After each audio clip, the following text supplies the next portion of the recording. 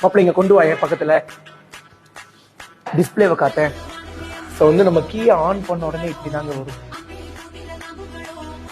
So வந்து இந்த பைக்ல வந்து பண்ணா லான்ச் கண்ட்ரோல் இருக்கு, குயிக் ஷிஃப்டர் இருக்கு.